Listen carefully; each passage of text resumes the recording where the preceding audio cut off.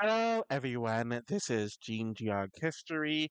Last video I broke down Northern Europeans or Northwestern Europeans, and now I'm going to break down Eastern Europeans. So I'm first going to talk about Eastern Europe as a region, then an anthropological, then ethnic, and then potentially a racial group or through that lens. So that's kind of the entire point of this video. So the first thing to discuss is what is Eastern Europe?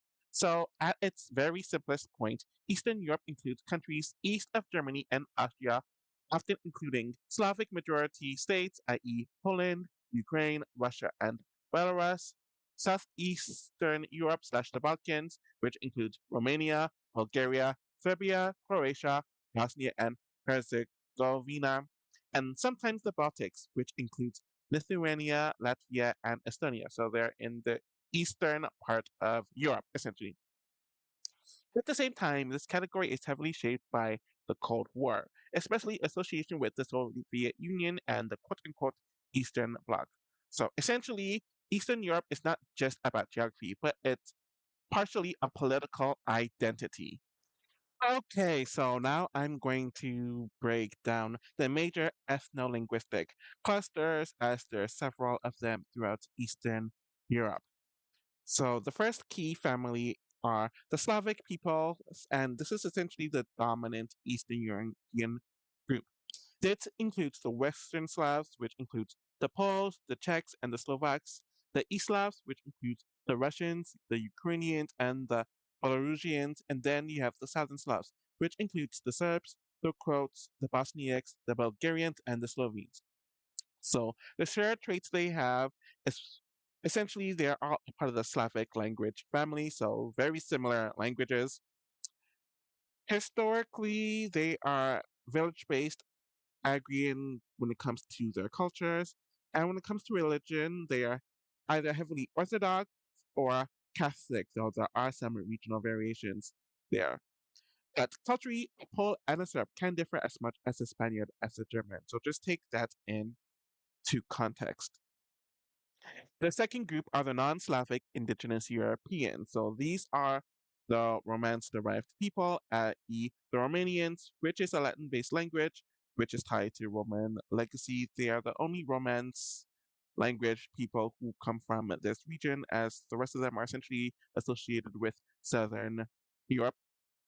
Then you have the Baltics, which includes the Lithuanians and the Latvians, which are very old Indo-European languages. And then you have the Uralic people, which includes the Estonians, and they are linguistically closer to Finns than Slavs, so just take that into mind. With this in mind, these groups complicate the idea that Eastern Europe equals Slavic, which is a general misconception. So the third grouping are the Turkic and steppe influenced people. This comes from centuries of migration and empire. So you see this in places like Tatars, i.e. in Russia, or you see these are where the Turkic and steppe influences are the strongest. You see this in Gagauz, which is in Moldova. And then you have historical influence of groups like the Cumans and the Pechenegs. So essentially, this reflects Eastern Europe as a borderland between Europe and broader Eurasia. There is a fourth group, and this includes Jewish Eastern Europe, so essentially the Ashkenazi world. So before World War II, Eastern Europe had a massive Jewish population. There were Yiddish speaking Ashkenazi Jews all across Poland, Ukraine, and Lithuania. There's a distinct urban and shtetl, i.e., small town cultures in these areas, but unfortunately, this was largely destroyed during the Holocaust, but it shaped the region deeply. And then the fifth main group in this area are the Roma, i.e., the Romani people. So this is a transnational ethnic group that originated from Southern Asia. They're, and they've been present all across Eastern Europe for centuries since it was the first area that they entered in that was in Europe. They were and are historically marginalized and are often racialized as non European. So now we are moving on to the second element of Eastern Europe, and this is through an anthropological lens. So the first thing that I want to talk about is how it's kind of seen as a borderland civilization. So historically and even still kind of currently, Eastern Europe is generally seen as a contact zone between Western Latin Christendom, Byzantine Orthodox world, or the Byzantine Orthodox world, the Islamic Ottoman Empire, and the Eurasian steppe societies.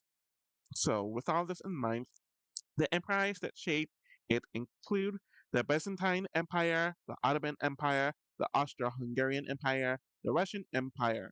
So all of this produced many mixed cultural layers, a lot of fluid identities, and frequent shifting borders, which even within the last 100 years, there's been a lot of that. There is a thing about it where there's a rural versus an imperial identity. So, compared to Western Europe, Eastern Europe remained more agrarian and feudal a lot longer. The urbanization and the industrialization of the area came a bit later compared to other areas in Europe. Due to this shaped strong folk traditions like music, dress code, and mythology, and deep regional identity. So, village is more important than nation historically, and honestly, both elements are still kind of true today, which is why Eastern Europe is kind of seen as like a more rural folk-like area on average.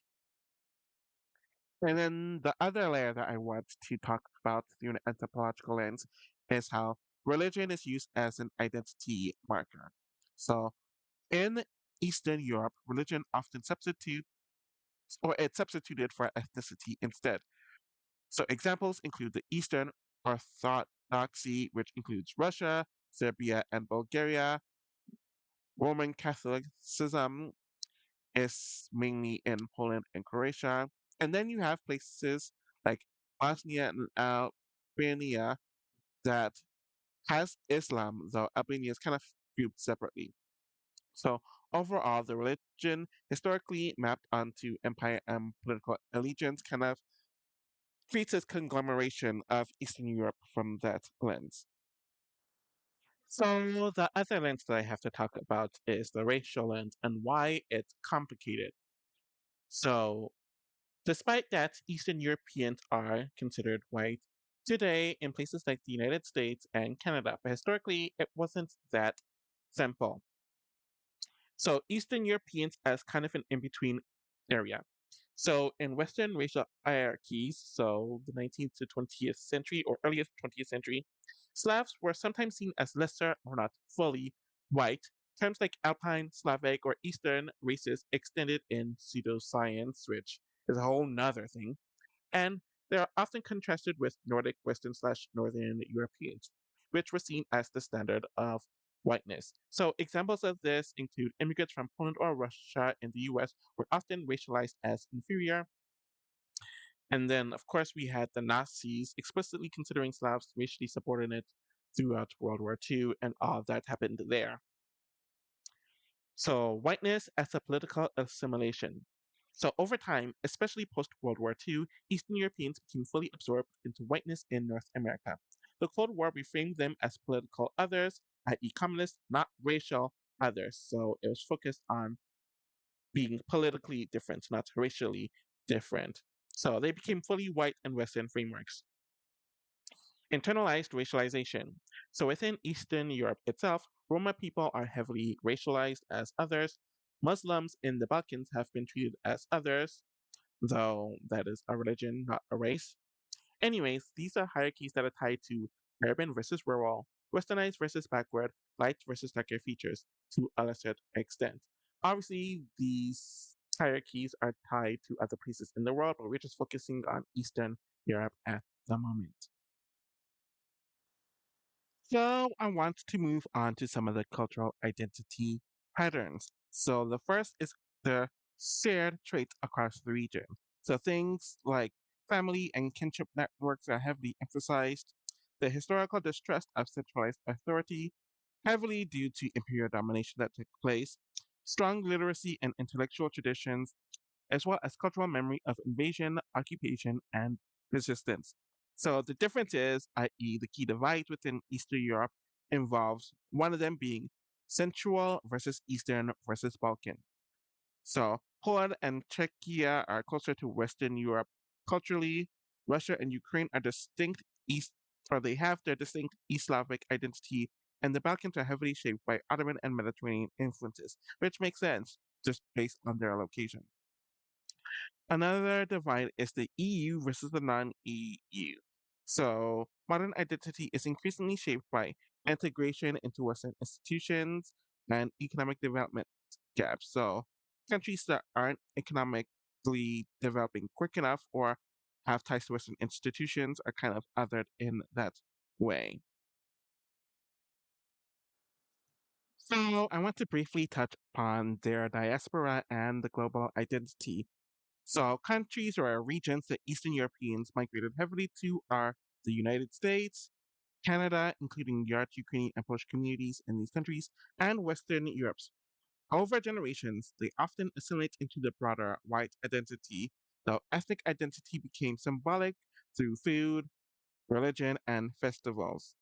So, the big picture when it comes to the basic definition of Eastern Europeans, they're best understood as a frontier zone between civilizations, an ethno-linguistic mosaic, not a single people, a historically in between racial category in Western thought, and a region where culture, religion, and empire mattered more than race.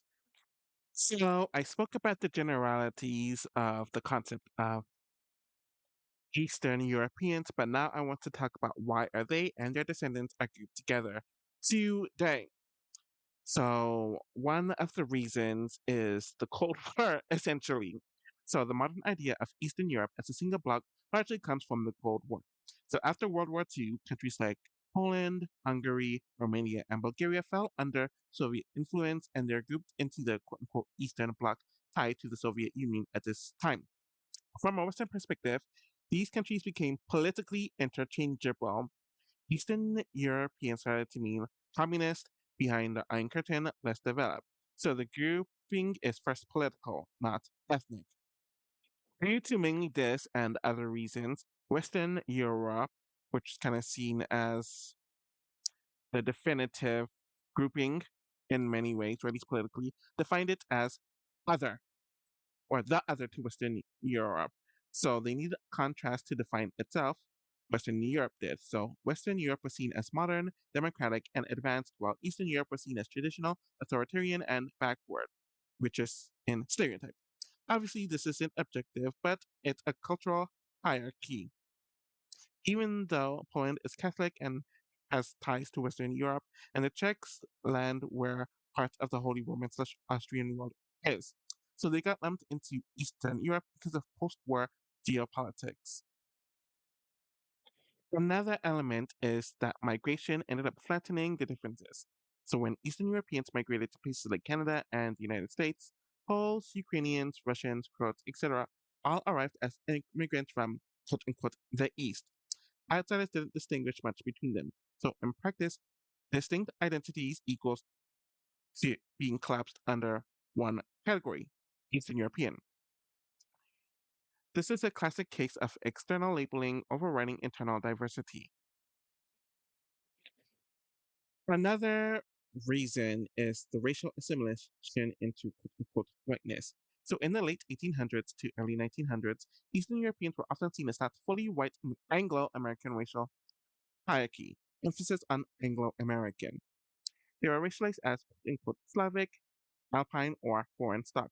But over time, they assimilated into mainstream society, intermarriage increased, and legal and social barriers faded. By the mid 20th century, especially after World War II, they became fully accepted as white. Another reason is the pan ethnic identity into the diaspora. So, in places like Canada, people of Polish, Ukrainian, Serbian, etc. descent often retain food traditions, religion, and last names from their Eastern European countries. But over generations, specific national identity weakens as they remain in these new diasporic countries or communities. A broader identity emerges, like Eastern European background or Slavic roots. It's kind of similar as to how different West African groups became quote unquote Black American and how different European groups became quote unquote white. So the shared cultural markers reinforced the grouping. Even though the region is diverse, there are some overlapping traits that make the group feel real, like similar sounding languages, i.e., the Slavic family, overlapping cuisines like dumplings, cabbage, soups, preserved foods, Orthodox / Catholic religious traditions, folks or folk aesthetics like the music, dance, and embroidery. Another element is the modern reinforcement. So this includes the media and the economy. So the grouping is still reinforced by media portrayals. So things like Eastern European accent or the Eastern European accent, villains, etc., being coded as Eastern European. Economic migration, so workers from multiple countries grouped together abroad for economic statistics. EU era distinctions, so the Western versus the Eastern labor markets. So the label persists because it's convenient, recognizable, and historically entrenched. Okay, so I'm going to go over a timeline regarding the divergence and regrouping of Eastern Europe and their people. So the first period is the prehistory and early Indo-European period. So this is from 3000 to 1000 BCE. So the divergence begins. Indo-European speaking population spread into Europe. So the early differentiations split into Proto-Slavic, Proto-Baltic, and Proto-Italic, ancestors of Romanians later. At this state, there is no Eastern European identity, just loosely related linguistic ancestors. Now we're moving on to the early Slavic expansion, which took place from 500 to 900 CE. So here is the major divergence phase. Slavs expand across Eastern Europe during and after the fall of the Roman Empire. So they are split now into Western Slavs, which include what would become the Poles, the Czechs, and the Slovaks, the East Slavs, which would become the Russians, Ukrainians, and the Belarusians, and the Southern Slavs, which would become the Serbs, the Croats, and the Bulgarians. So this is when the modern ethnic foundations form. There's still no unified identity, just regional tribes and proto nations. So now we're moving on to the medieval state form. So this is during 900 to 1400. So this is the divergence plus early regrouping into civilizations. So different regions align with different cultural worlds. So the Kievan Rus, which is the Eastern Slavic world, has Ukrainian and Russian roots. The Polish-Lithuanian spear has roots in Poland and Lithuania. The Byzantine influence is via the Byzantine Empire, and the Catholic Western Europe influenced Central Europe. So the regroupings here happen along religions, i.e., Orthodox versus Catholic, and political alliances. The fourth grouping that I'm mentioning is the Imperial Borderland era, which is from 1400 to 1800. So this is where the major mixing and layered identities really start to form. Eastern Europe becomes divided between empires, like the Ottoman Empire, i.e., the Balkans, the Austro Hungarian Empire, i.e., Central Europe, and the Russian Empire, i.e., the East. So, what happens here is that the populations mix heavily. Identities become local, i.e., village and religion, and imperial, i.e., Ottoman subject, Habsburg citizen, etc. So, pretty much a Serb, a Pole, and a Ukrainian are not grouped together, and they live in completely different political worlds. Now we're moving on to the early modern to 19th century. So this is from 1800 to 1914. So here's where the national divergence really intensifies. So the rise of nationalism across Europe really starts to happen here.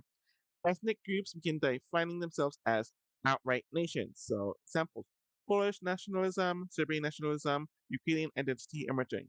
So, the result is there's a strong differentiation by nationalism and nations. People now identify as Polish versus Russian versus Croatian, not Eastern European.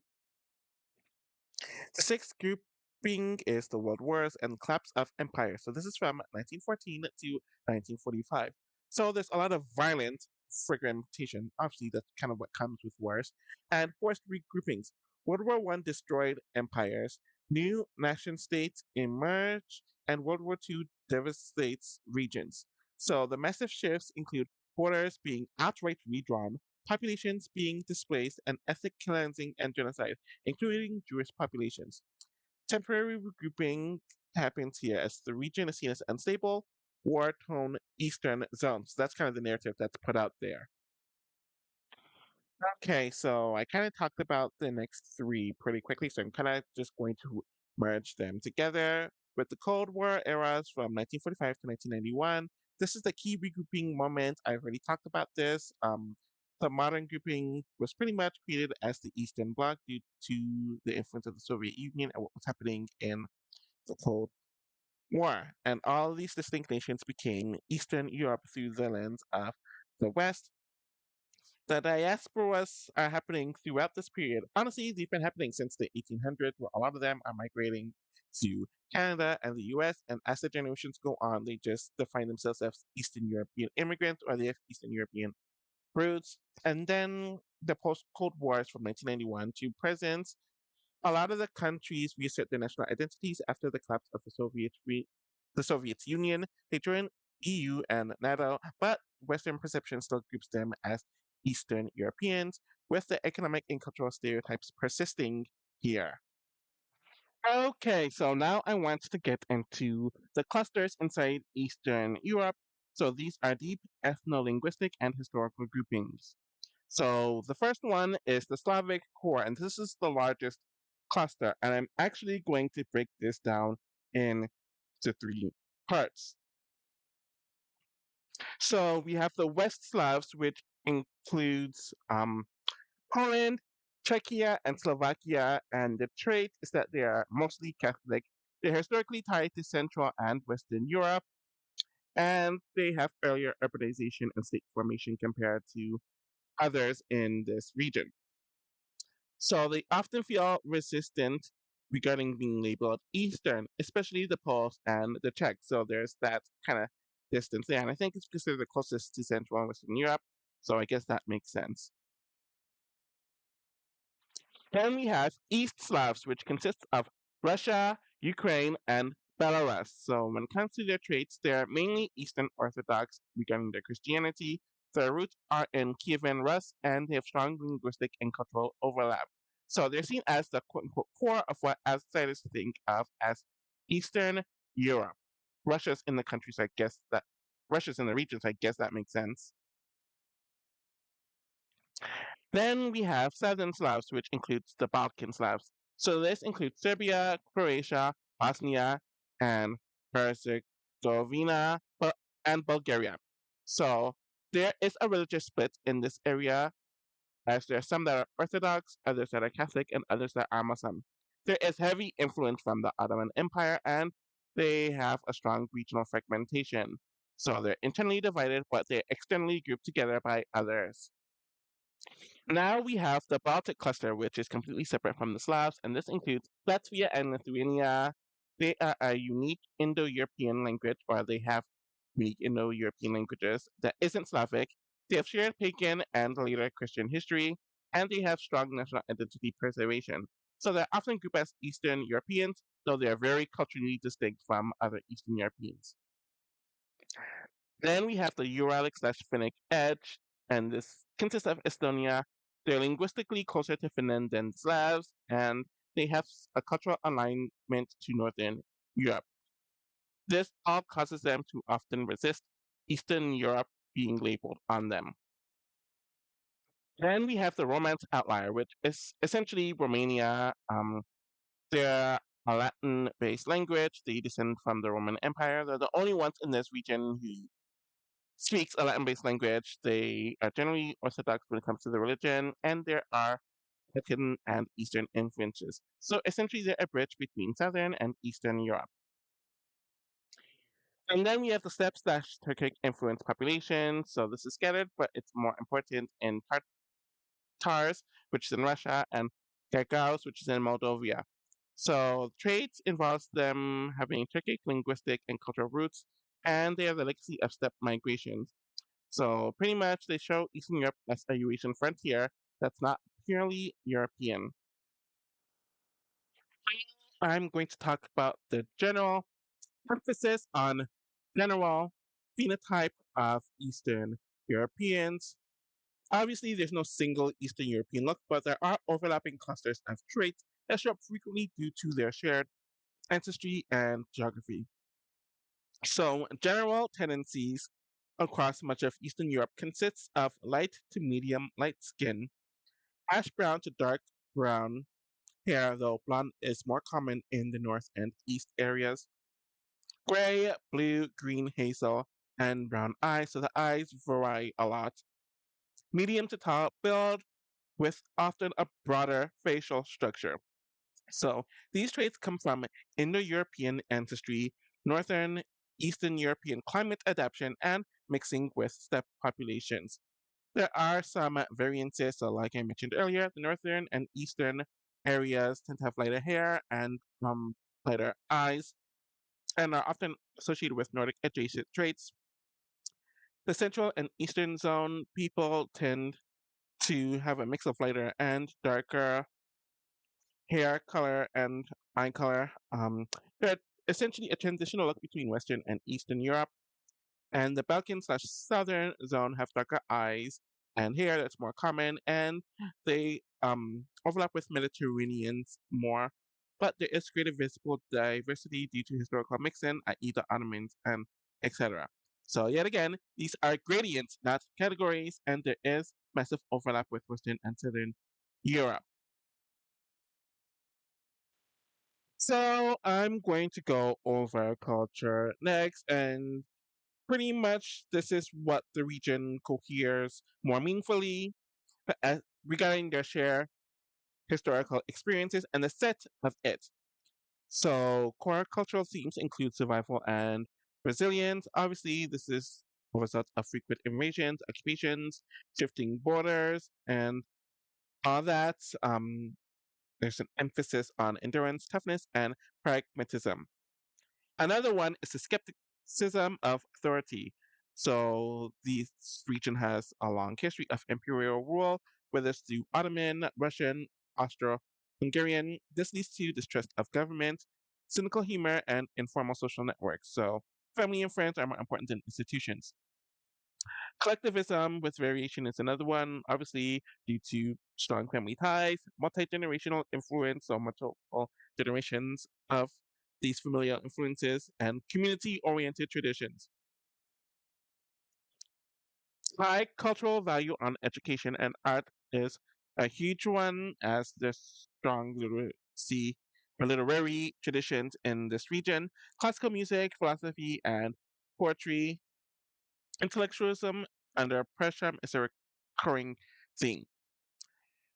Religion is a cultural backbone. I kind of mentioned it throughout this video. Eastern Orthodoxy, Roman Catholicism, and Islam in certain regions in this area.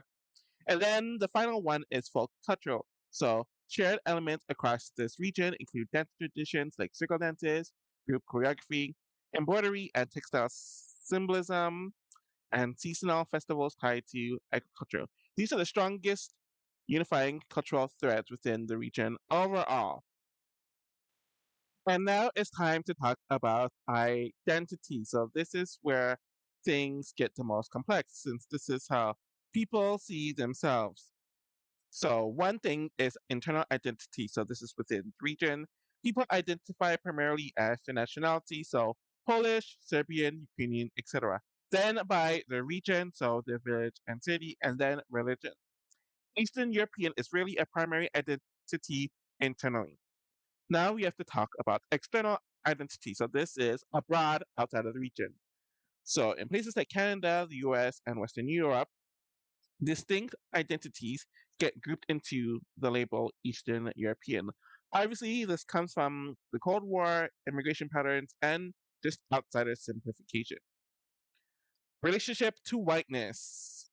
Historically, Eastern Europeans were not seen as fully Western or not fully Western, sometimes racialized as inferior in the 19th and early 20th century. Today, they're fully included in the white category, but still sometimes are marked as ethnic, foreign, and post communist. So their identity sits at the core of whiteness, but not at its historical center, if that makes sense. And then we have internal hierarchies. So within Eastern Europe, Western facing countries, so Poland and Czechia, are often seen as more quote unquote European, and that might be seen as quote unquote more white. Balkans are sometimes stereotyped as more quote unquote other, and there is still the urban and rural divide that is still very important. So, like the last video, I'm going to talk about the hierarchy of whiteness and where or how Eastern Europeans fit into this. And this will be the last thing that I'm discussing in the video. So, there's a Western thought, especially in the 1800s to early 1900s, that Europeans were initially ranked regarding whiteness with top tier, or the idealized version being Northern and Western Europeans. So, this includes the British, the Germanic, and the Scandinavians. The middle tier are the Southern Europeans, so Italians, Greeks, and Iberians. And historically, the lower tier are the Eastern Europeans. So this includes the Slavs, the Balkans, etc. These weren't just cultural opinions, they are framed as quote unquote science at the time, i.e., pseudoscience. So, regarding the placement of Eastern Europeans, Slavs were often categorized as quote unquote Alpine or a quote unquote Slavic race. They were seen as less rational, more emotional, and more primitive or rural. Under regimes like the Nazi Germany, Slavs were explicitly considered racially inferior. They were targeted for enslavement, displacement, and extermination. So, historically, Eastern Europeans were white, but not equal within whiteness. So, regards to immigration and conditional whiteness, i.e., North America, they're often treated as ethnic whites and not fully assimilated in the late 1800s and early 1900s, as they faced job discrimination, segregated neighborhoods, and cultural stereotyping. They are also grouped with Italians, Jews, and other quote unquote new immigrants, so they had conditional whiteness. The shift to full inclusion mainly came after World War II, where there was a lot of political realignment happening, where Eastern Europeans became a part of the free world versus the Soviet Union, or at least to the narratives of the West. There's a lot of suburbanization and economic mobility, so access to housing, education, and jobs, and intermarried with other European groups. So they became fully white, or at least in the white identity.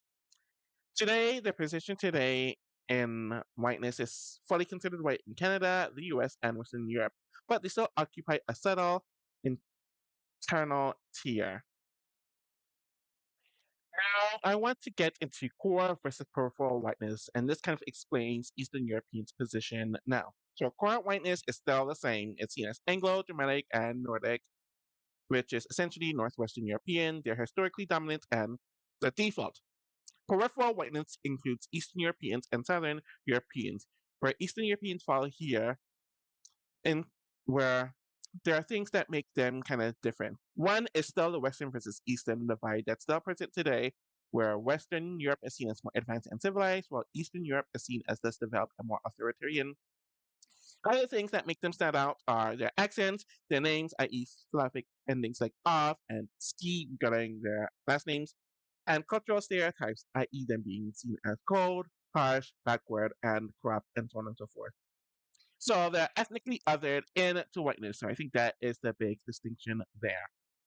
Alrighty, so thank everyone for watching. I'm really liking doing these or this series of talking about certain groups of people in certain areas and talking about the generalities of them and how they fit on a racial, ethnic, and on a cultural and a diasporic lens. I'm definitely doing the Southern Europeans next. I'm really looking forward to that one. And there'll be a lot more to where this comes from. Thank you all for watching, and I'll be back soon.